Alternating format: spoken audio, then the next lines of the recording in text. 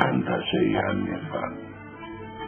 Devo dire che prima di me i miei genitori avevano avuto 2 figli e che tutti e 2 erano morti. La prima era una bambina, morì a 2 anni, l'altro un maschietto che morì a 6 mesi, allora la mortalità infantile era vastissima come fenomeno.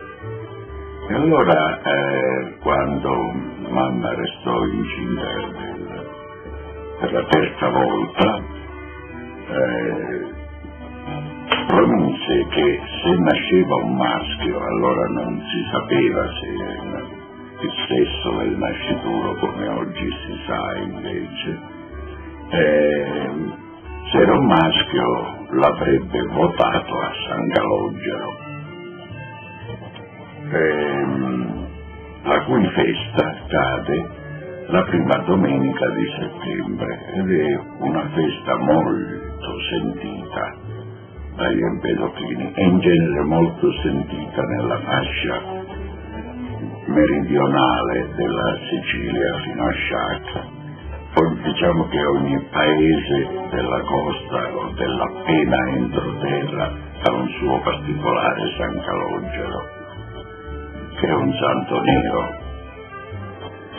Bene, io sono nato con qualche anticipo sul tempo previsto, esattamente il 6 settembre del 1925, che era la prima domenica di settembre, cioè il giorno della festa del santo, alle ore 13 esatte, nel preciso momento nel quale il santo usciva dalla chiesa, anche io uscivo, cioè venivo alla luce. E allora la levatrice mi ha esposto, così come ero appena nato, dal balcone al santo che passava di corsa, perché è un santo che corre proprio sotto il balcone. Diciamo che io ora, da sempre, dall'età delle ragioni, ho un paradiso deserto, privo di santi, privo di tutto. C'è solo San Calogero, al quale sono legatissimo, al quale ogni anno faccio la mia offerta, perché a ben guardare troverete in immagini, in statuine o in tutto quello che volete voi, dovunque, a casa mia, a cominciare da questo studio dal quale sto parlando.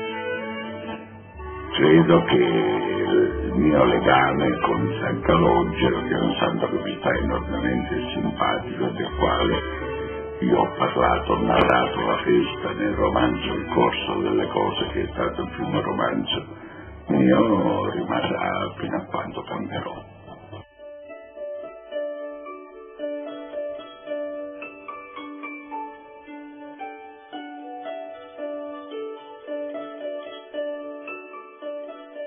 Non vi dirò mai di essere grato ai miei compagni delle scuole elementari, mi hanno insegnato tante cose sul sesso, per esempio, che io ero assolutamente mio, mi spiegavano tutto per bene, anche se io rimasi molto confuso, non capivo che cosa era questa faccenda. Mi spiegarono che c'era una casa che si chiamava Pensione Eva, che in realtà era una casa chiusa, no? Mi affascinava perché era pulitissima, a 2 piani, con queste finestre verdi sempre chiuse.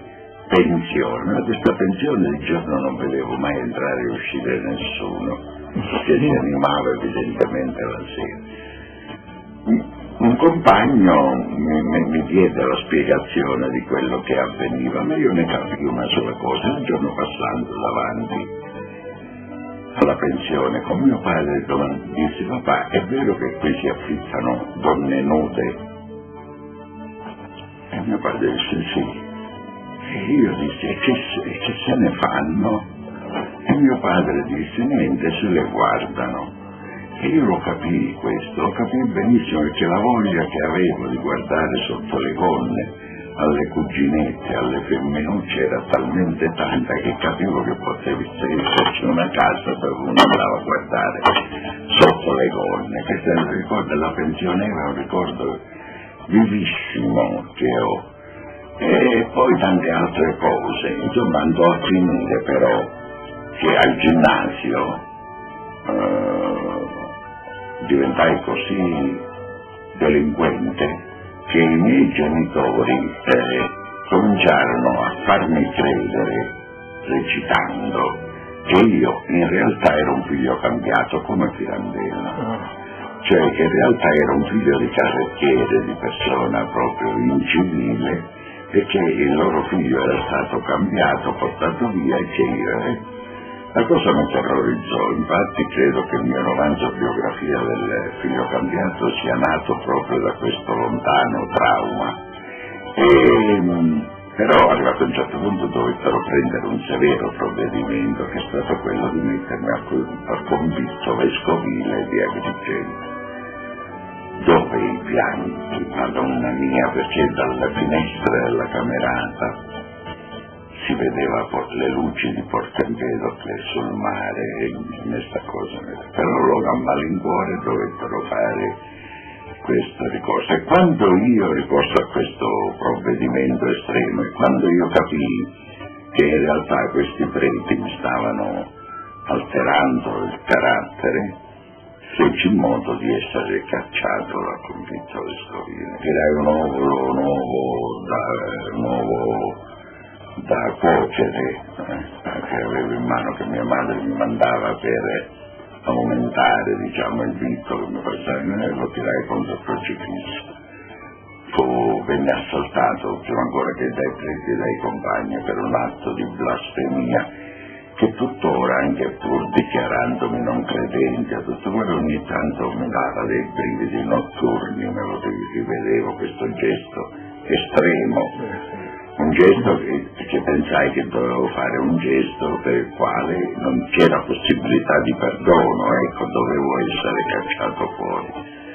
E questo impedì certe trasformazioni in negativo, secondo me, del mio carattere.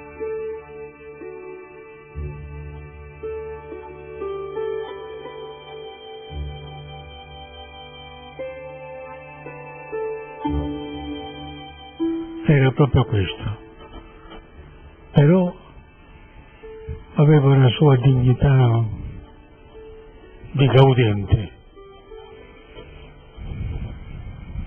Io, completamente al contrario, non frequentavo la sua compagnia, lui aveva una compagnia di giovinasci naturalmente, che godevano la vita, io assolutamente non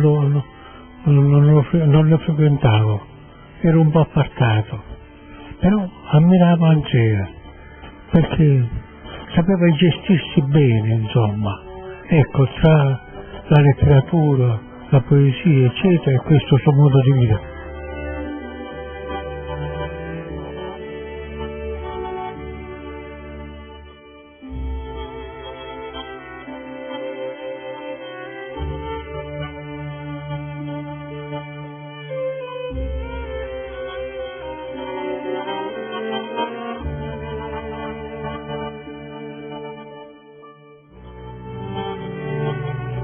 Quello che volevo dire è che ricordo di un paese che non esiste più, cioè dire un paese di pescatori essenzialmente, fatto di piccole case di pescatori che proprio salivano, si aggrappavano su questa collina bianca di marmo e che vennero queste case spazzate via da un furibondo alluvione, se ne portò via tutte.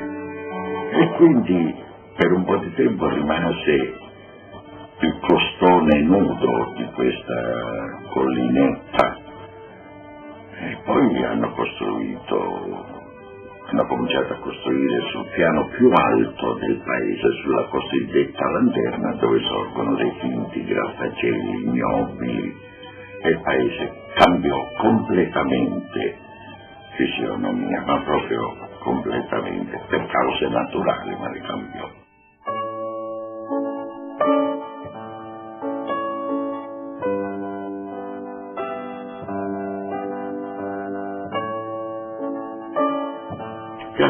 Francesco era la piazza dove si aprivano le porte del ginnasio e del liceo. Cosa avveniva? Che lì ci incontravamo tutti i ragazzi, chi veniva da Naro, chi veniva da Aragona, chi veniva, e ci raccontavamo i fatti del paese, i fatti capitati nei nostri paesi. Ecco che cos'è Vigata. Vigata è questa piccola piazza popolata di ragazzi che si raccontano le storie dei loro paesi. Ecco perché Vigata Porto Empedocle ha una geometria variabile e si allarga fino ad accogliere storie di altri paesi, da me vissute come se fossero accadute al mio paese. Questa è stata, diciamo, tutta la parte del ginnasio e del liceo. Io in genere facevo su e giù con l'autobus, alcuni lo facevano invece con la littorina.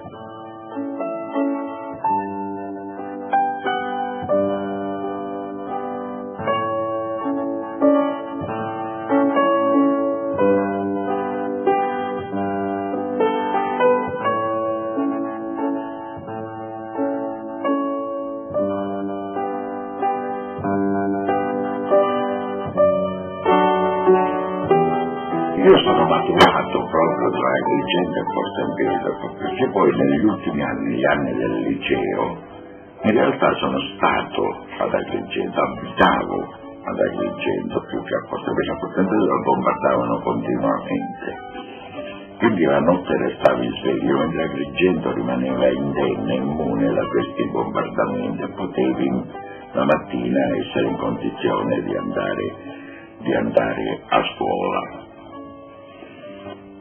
E lì eravamo già abbastanza liceali, figurati, e lì cominciarono le prime grosse, vere amicizie con Gaspare Giudice, con Dante Bernini, con altri, e c'era questo rito della passeggiata pomeridiana alla Passiata, cioè quella che si chiama ufficialmente Viale della Libertà, perché non a caso ha in fondo, proprio come punto terminale d'arrivo, il manicomio provinciale. Ecco, dico non a caso perché la quantità di gente che noi chiamiamo spostati, per esempio, che c'era ad Agrigento e c'era una bella sfilza, molti sono entrati nei miei racconti. Ecco perché dico Vigata non è solo Porto Empedocle e dintorni.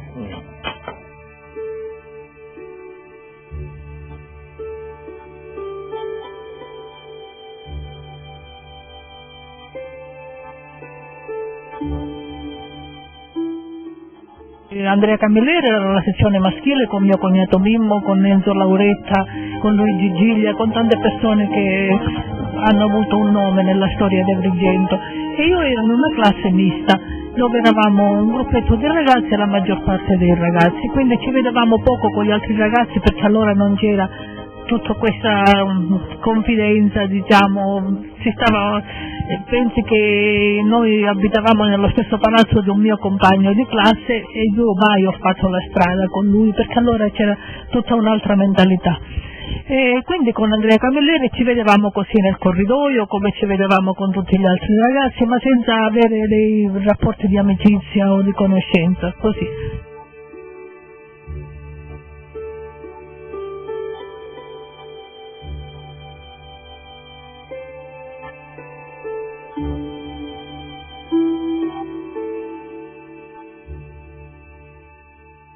Di Porto Empedocle, della prima Porto Empedocle, quella prima che esisteva prima dell'alluvione che la trasformò completamente. Ho una bellissima memoria, prima di tutto perché era un paese molto pulito, molto ordinato.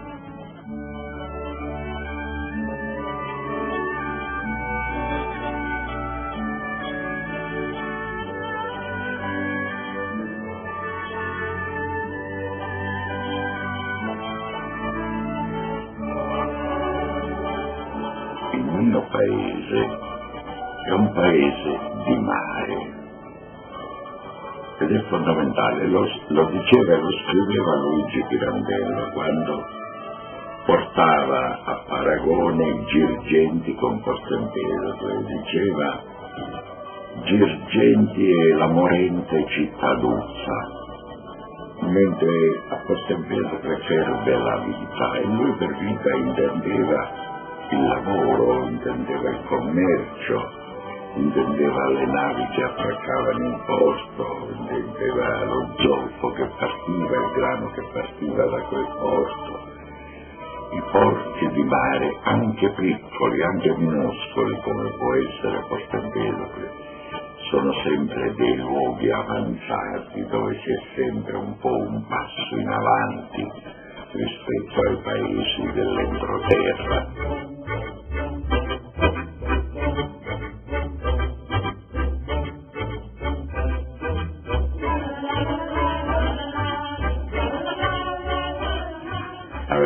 C'erano dei pescherecci, per esempio, che ritornavano al tramonto, e si faceva il gioco di indovinare chi era il motopeschereccio che stava ritornando solo dal rumore del motore diesel, dal particolare rumore che ogni motore faceva.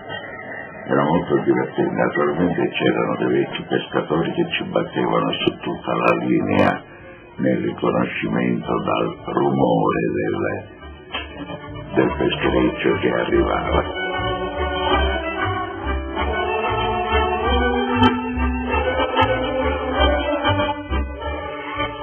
E quindi mi è rimasto dentro sempre, ed è una cosa che mi manca, l'odore, per esempio, particolare del porto, perché ogni porto ha un suo odore, completamente diverso l'uno dall'altro.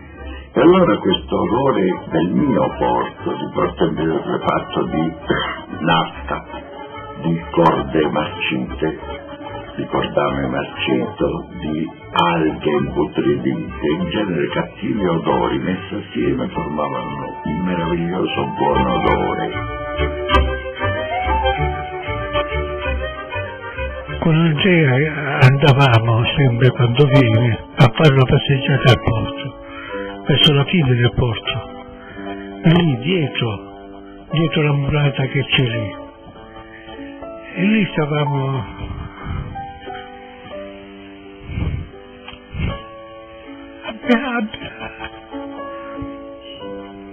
a bearci del mare, a bearci, ad assaporare il mare. Ed è una sensibilità particolare questa, sentire gli odori del mare, che non sono puri, sono anche di decomposizione, di disfacimento, di morte. Eppure questo odore ci inebria. Questo è il marinese, proprio. Sentire questo odore e sentire la propria terra.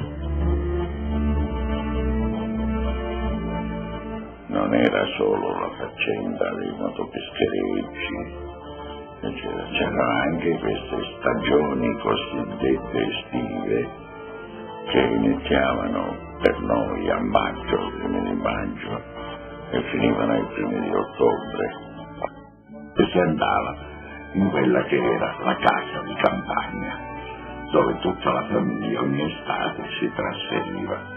Distava 1,5 chilometri, ma la partenza era come per andare da Porto Empedocle alle Dolomiti, non c'era nessuna differenza.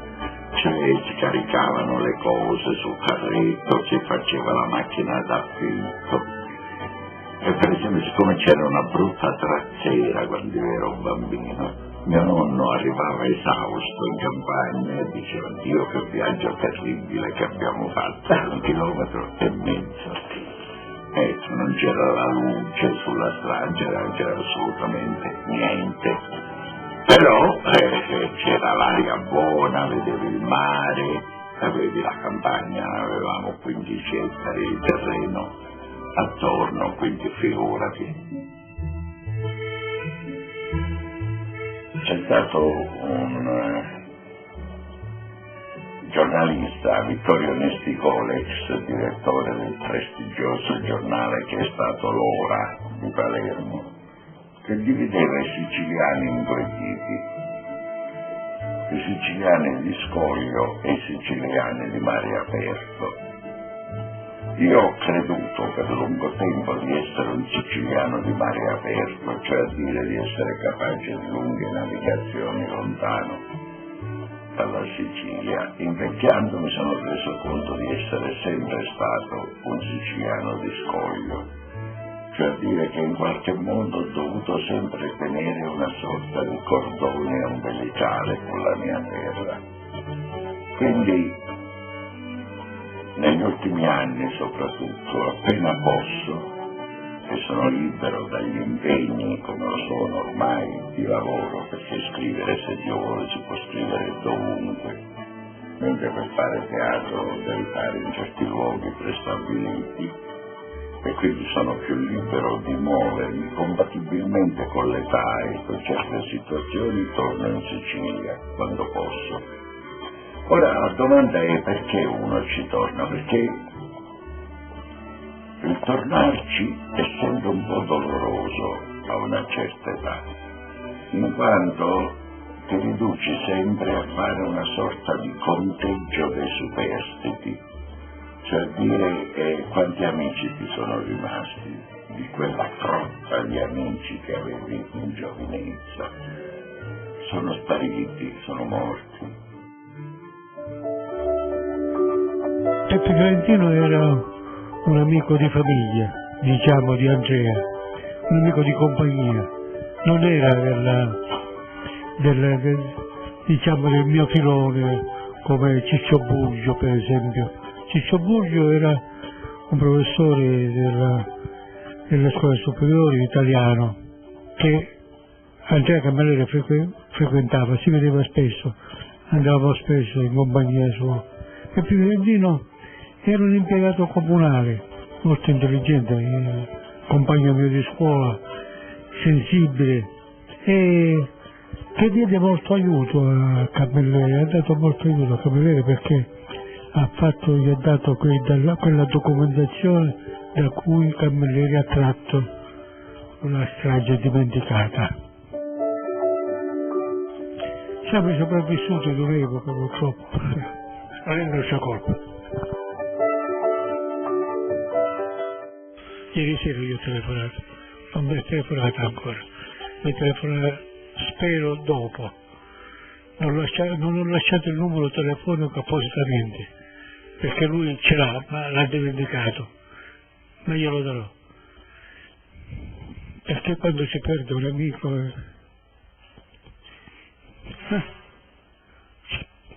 si muore, si sente la morte toccarsi, è umano.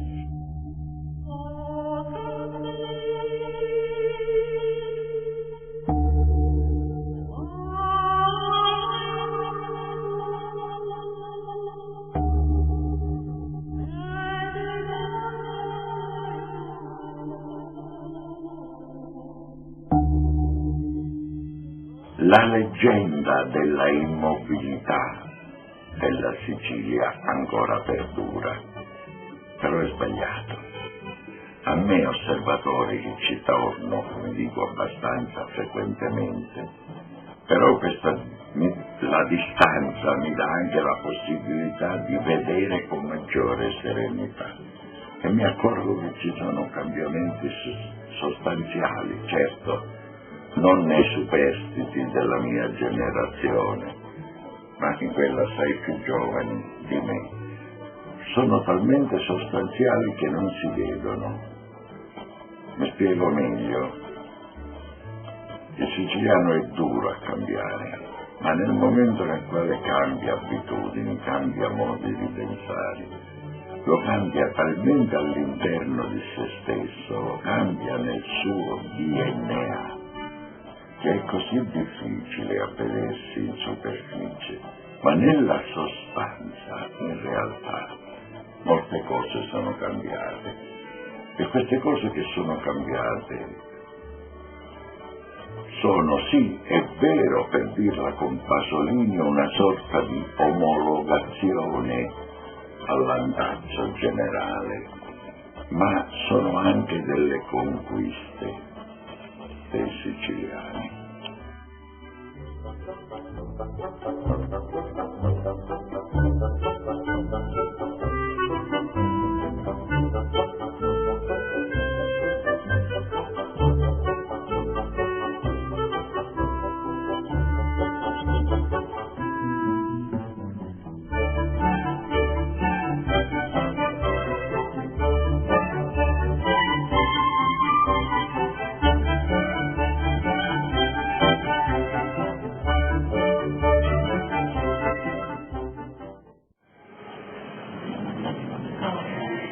Andrea Camilleri secondo me è uno scrittore molto, molto apprezzato soprattutto dai giovani, perché comunque ha uno stile di scrittura molto semplice, quindi molto facile da leggere per noi soprattutto, e quindi diciamo che è molto, anche molto apprezzato.